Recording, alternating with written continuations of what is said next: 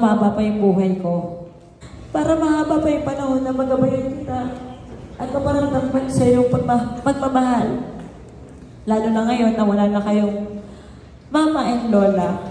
Naalala ko nung isang araw, tinanong kita, sabi ko sa'yo, anong favorite color mo, di ba?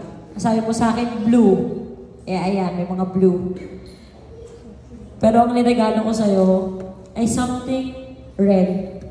Kasi gusto ko maintindihan mo na kahit 18 ka na at nandito pa ako, nabubuhay ako bilang nanay mo, maraming panahon pa yan na susuwayin kita at hindi kita susuportahan sa lahat ng gusto mo. Pero kahit anong mangyari, kakampi mo ko. Mahal na mahal kita, anak. And this color red symbolizes my great love for you and Papi. And I hope ma-appreciate mo siya. Kasi, tulad ng sabi ko din kay Papi, malaki na kayo at kailangan niyo ng freedom.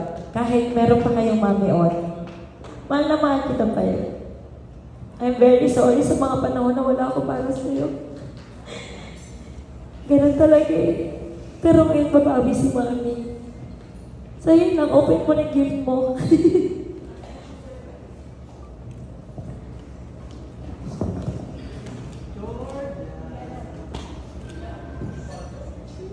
Labas!